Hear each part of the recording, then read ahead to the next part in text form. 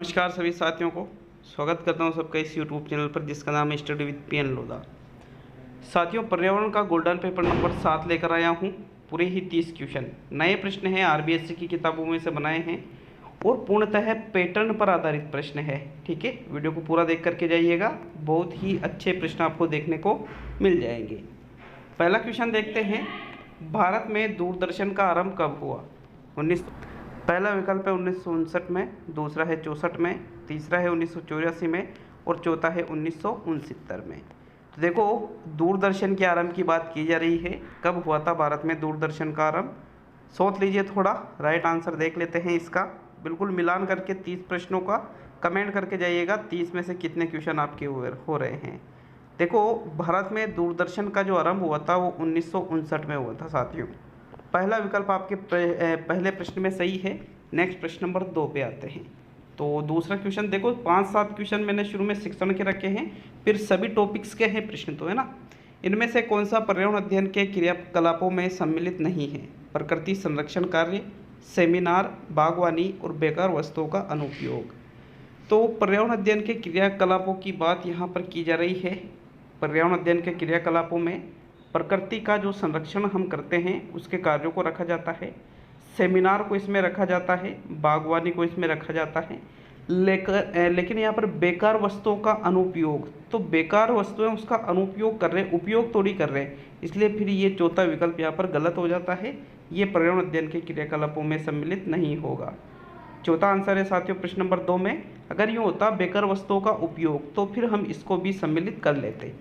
Next प्रश्न number 3 पे आते हैं। तीसरा क्वेश्चन है, प्रोजेक्ट यथार्थ जीवन का भाग है जो विद्यालय में, यहाँ पर मैं लिखा था, जो विद्यालय में प्रदान किया जाता है, परियोजना से संबंधित कथन किसका है? स्टीवेंसन, किलपेट्रिक, बेलार्ड और पार्कर।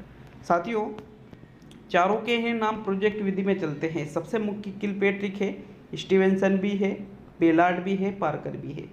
तो उपरोक्त जो प्रोजेक्ट विधि के संबंध में परिभाषा दी गई है ये बेलार्ड के द्वारा दी गई है। थर्ड विकल्प आपके सही है प्रश्न नंबर 3 में। नेक्स्ट आगे बढ़ेंगे प्रश्न नंबर 4 पर। तो चौथा क्वेश्चन देखिएगा, इनमें से किस विधि के प्रस्तुतिकरण में कक्षा को छोटे छोटे समूहों में बांटकर उन्हें दूसरों के अनुभवों का अनुकरण करने के लिए कहा जाता है?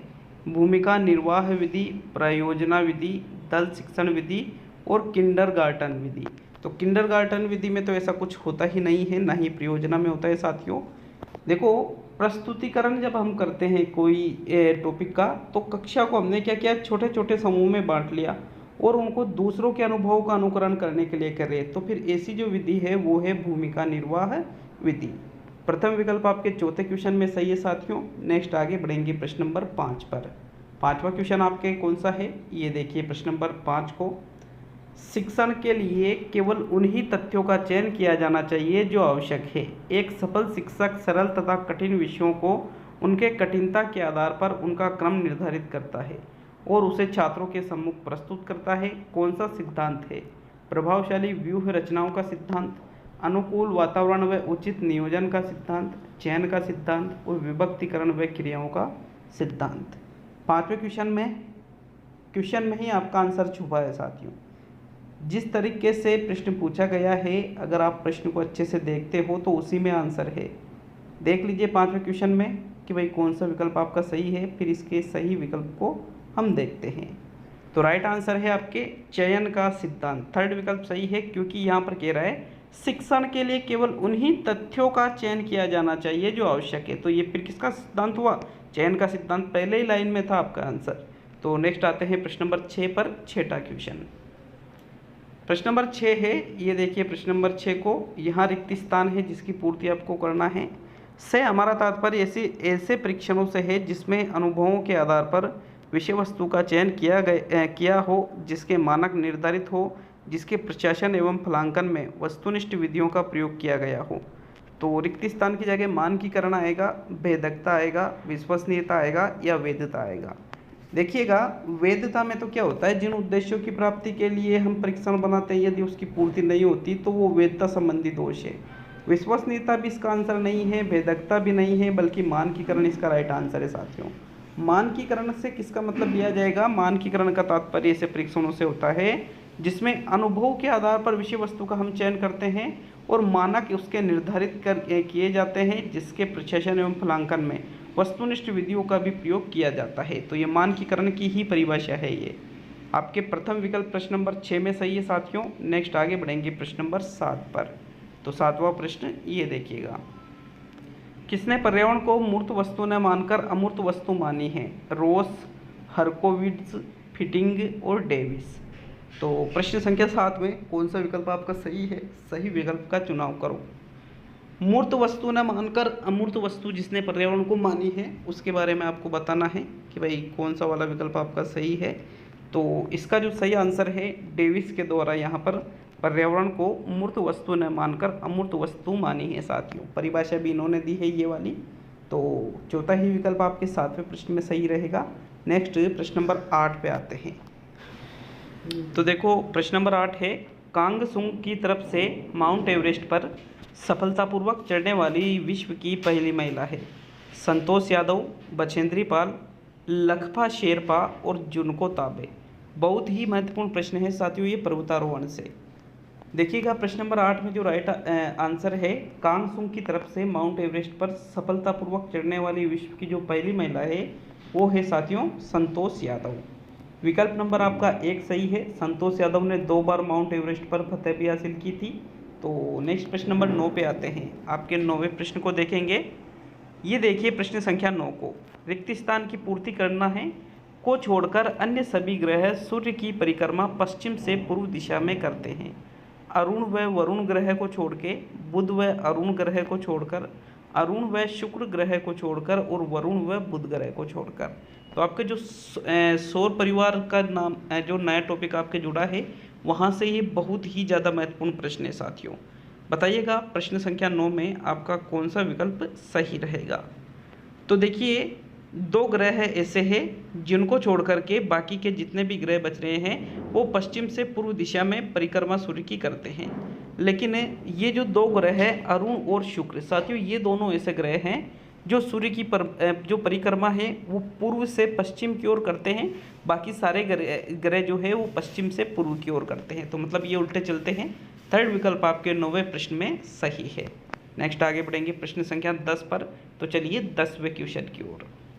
सिलीसेड झील राजस्थान के किस जिले में स्थित है? जयपुर में, अजमेर में, उदयपुर में, अलवर में। तो साथियों सिलीसेड झील के बारे में सभी ने सुन रखा होगा।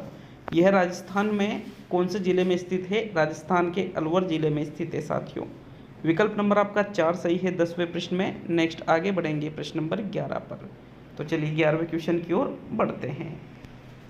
एक भौतिक रासायनिक प्रक्रिया जिसमें कोई पदार्थ अपनी ठोस अवस्था से सीधे गैस में परिवर्तित हो जाता है कहलाती है? पिघलना, वाष्पीकरण, उदरूपातन और संघनन। उदरूपातन का उच्चारण मेरा सही से हो ही नहीं पाता है, बहुत कोशिश की, लेकिन आपके सामने शब्द है, आप समझ सकते हो। तो देखिएगा एक भौतिक रासायनिक प्रक्रिया जिसमें कोई भी पदार्थ अपनी ठोस अवस्था से कहाँ जा रहा है? सीधे गैस में, मतलब द्रव में नहीं बदल रहा है वो।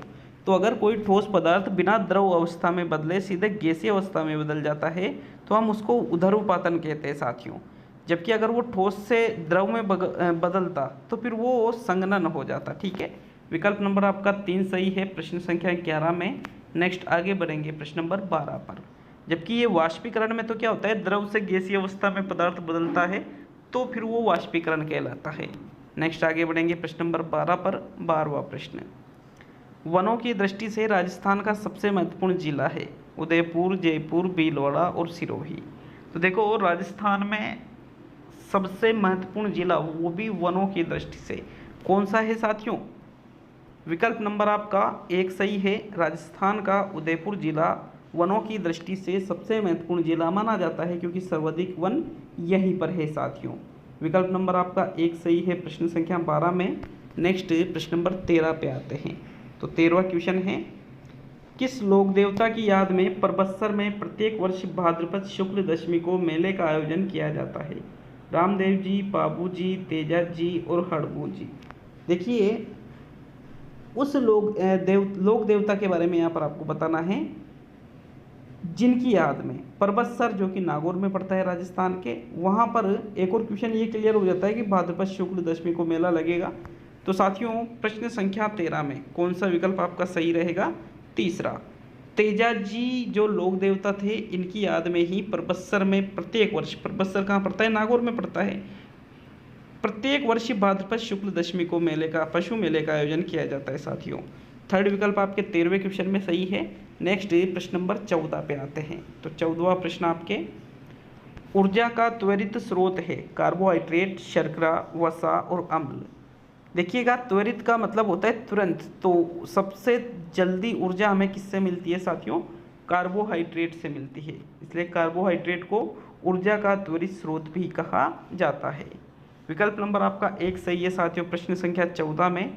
नेक्स्ट आगे बढ़ेंगे प्रश्न नंबर 15 पर। तो चलिए 15वें क्वेश्चन की ओर बढ़ते हैं। प्रश्न संख्या 15 है, शरीर के रक्त में लाल कणों या कोशिकाओं के नष्ट होने की दर उनके निर्माण की दर से अधिक हो तो कौन सा रोग होने की संभावना होती है? मेट, हीमोग्लोबिन, एनीमिया, डेंगू और मलेरिया। देखिए, यदि हमारे शरीर में आरबीसी मतलब लाल रुधिर कणिकाएँ, लाल रक्त कणिकाओं में या फिर कोशिकाओं के नष्ट होने की दर यदि ज़्यादा हो जाती है उनके निर्माण की दर से, तो साथियों हमें फिर कौन सा रोग होने की संभावना होती है? एनीमिया रोग होने की संभावना होती है। क्योंकि एनीमिया रोग का मतलब होता है हमारे शरीर में खून की कमी होना, रक्त की कमी होना। और रक्त की कमी कब होगी भाई? आरबीसी में जो कोशिकाएं हैं वो ज़्यादा नष्ट हो रही है, बन कम रही है, तो फिर आरबीसी कम ही होगी साथियों, लाल रक्त कणिकाएं। इससे फिर हमें एनीमिया रोग होने की संभावना बढ़ जाएगी। दूसरा विकल्प आपके 15वें प्रश्न में सही है। नेक्स्ट प्रश्न संख्या 16, एम्फीसेमा बीमारी का संबंध किससे होता है? श्वास नलियों से, कंठ से, फेफड़े से और हृदय से। तो साथियों प्रश्न संख्या 16 में राइट आंसर बताना है कौन सा विकल्प आपके 16वें क्वेश्चन में सही रहेगा। देखिए, प्रश्न संख्या 16 में राइट आंसर है आपके एम्फीसेमा बीमारी का संबंध फेफड़ों से होता है साथियों। किससे होता है? हमारे फेफड़ों से। विकल्प नंबर आपका 3 सही है 16वें क्वेश्चन में। नेक्स्ट प्रश्न संख्या 17 पे आते हैं। तो चलिए 17वें क्वेश्चन की ओर, यदि माइटोकॉन्ड्रिया काम करना बंद कर दे तो कोशिका में कौन सा कार्य नहीं होगा? भोजन का अवकरण, भोजन का ऑक्सीकरण, भोजन का पाचन, भोजन का अवशोषण। तो साथियों माइटोकॉन्ड्रिया का नाम सभी ने सुन रखा होगा। यदि ये काम करना बंद कर दे तो जो हमारे शरीर की कोशिकाएं होती हैं उसमें क्या फर्क पड़ेगा? उसमें भोजन का ऑक्सीकरण नहीं होगा साथियों। दूसरा विकल्प आपका 17वें क्वेश्चन में सही है, क्योंकि ऑक्सीकरण करने का कार्य, भोजन के ऑक्सीकरण करने का कार्य किसके द्वारा किया जाता है? कोशिकाओं के द्वारा किया जाता है, उसमें भी माइटोकॉन्ड्रिया के द्वारा। वही अगर काम करना बंद कर देगा तो हमारे शरीर में जो कोशिकाएं हैं उसमें भोजन का ऑक्सीकरण नहीं होगा। विकल्प नंबर आपका 2 सही है प्रश्न नंबर 17 में। नेक्स्ट आगे बढ़ेंगे प्रश्न नंबर 18 की ओर। तो 18वां प्रश्न है आपके, प्रस्तुत यातायात चिन्ह का अर्थ है। ये यातायात चिन्ह आपके सामने है। आगे सड़क नहीं है, प्रवेश निषेध है, रुकना मना है, हॉर्न बजाना मना है। तो साथियों जो यहाँ पर ये जो यातायात चिन्ह आपको दिखाई दे रहा है, तो इसका मतलब हॉर्न बजाना मना तो होगा नहीं, क्योंकि जिसमें हॉर्न बजाना मना होता है उसमें तो क्या होता है साथियों? हॉर्न पे क्रॉस का निशान होता है। ठीक है, हॉर्न पे जैसे मान लीजिए इस प्रकार से, ये एक हॉर्न का जो भी चित्र है इस पर इस प्रकार से लगा होता है कि भाई हॉर्न बजाना मना है। अब 3 विकल्प आपके पास बचे हैं, पहला, दूसरा या तीसरा। यहाँ टाइपिंग है, तीसरा होना चाहिए है ना, टाइपिंग में चौथा बाय मिस्टेक हो गया है। तो साथियों देखो, ये जो यातायात चिन्ह हमारे सामने प्रस्तुत किया गया है इसका अर्थ होता है रुकना मना है। ठीक है, जैसे मान लीजिए आप कहीं जंगल से जा रहे हैं, जंगल में खतरनाक जंगली जानवर रहते हैं, तो वहाँ पर आप नए हो, आपको पता नहीं हो, तो इस प्रकार का यदि चिन्ह आपको दिख जाए तो मतलब सीधी बात है कि वहाँ रुकना नहीं है साथियों। विकल्प नंबर आपका 4 सही है प्रश्न नंबर 18 में। नेक्स्ट प्रश्न नंबर 19। तो 19वां क्वेश्चन, निम्न में से कौन से दुर्ग को हिंदू देवी देवताओं का अजायब घर कहते हैं? अजायब घर कहलाता है। चित्तौड़गढ़ का किला, कुंभलगढ़ दुर्ग, तारागढ़ का किला और नाहरगढ़ दुर्ग। तो देखो, हिंदू देवी देवताओं का अजायब घर किसको कहा जाता है? किसको कहा जाता है साथियों? चित्तौड़गढ़ के किले को हिंदू देवी देवताओं का अजायब घर के नाम से जानते हैं। विकल्प नंबर आपका 1 सही है 19वें क्वेश्चन में। नेक्स्ट प्रश्न संख्या 20 पे आते हैं। तो 20वां प्रश्न, राजस्थान के किस मेले में पुरुष महिलाओं का वेश धारण करके मेले का कार्यक्रम आगे बढ़ाते हैं? बेणेश्वर धाम का मेला, घुड़ला मेला, भरथरी का मेला और चंद्रभागा का मेला। तो साथियों चंद्रभागा का मेला तो पाटन में लगता है, झालावाड़ जिले में, इसमें ऐसा नहीं होता है। बेणेश्वर धाम के मेले में भी ऐसा नहीं होता है साथियों, बल्कि जो घुड़ला मेला होता है, घुड़ला मेले में क्या करते हैं, जो घुड़ला लाया जाता है वो पुरुषों के द्वारा लाया जाता है और पुरुष क्या करते हैं, महिलाओं का वेश धारण करके घुड़ला लाते हैं साथियों घुड़ला मेले में। विकल्प नंबर आपका 2 सही है प्रश्न नंबर 20 में। नेक्स्ट प्रश्न संख्या 21 पे आएंगे। तो आपके 21वां क्वेश्चन, पंचायती राज व्यवस्था की निम्नतम इकाई है? ग्राम पंचायत, पंचायत समिति, जिला परिषद और इनमें से सभी। देखो पंचायती राज व्यवस्था की त्रिस्तरीय व्यवस्था होती है, जिसमें सबसे उच्च स्तर पर जिला परिषद होती है, मध्य स्तर पर पंचायत समिति होती है और निम्न स्तर पर ग्राम पंचायत होती है साथियों। विकल्प नंबर आपका 1 सही है प्रश्न संख्या 21 में। नेक्स्ट प्रश्न संख्या 22 पे आएंगे। तो चलिए देख लेते हैं आपके 22वें क्वेश्चन को।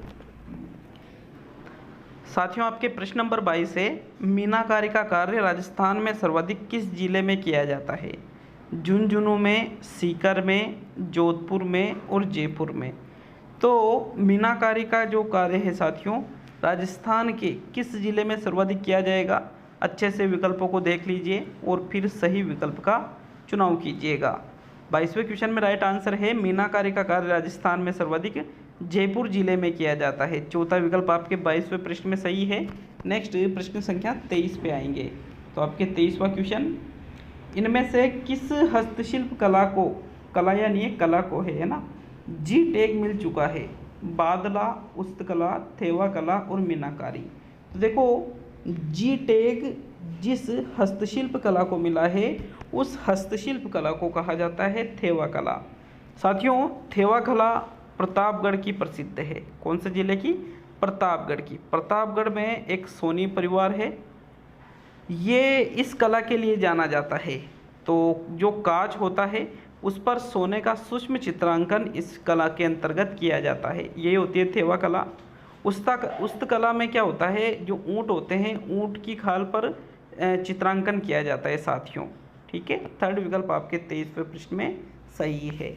नेक्स्ट प्रश्न नंबर 24 को देखेंगे। ये देखिएगा, BBBP अभियान की शुरुआत कब हुई? 2013 में, 2014 में, 2015 में और 2016 में। तो प्रश्न संख्या 24 में एक बार आप अभियान की शुरुआत तो देख रहे हो, लेकिन एक बार इसका पूरा नाम आपको पता होना चाहिए कि भाई BBBP होता क्या है। तो साथियों BBBP का मतलब होता है बेटी बचाओ बेटी पढ़ाओ। इस अभियान की शुरुआत कब की गई थी?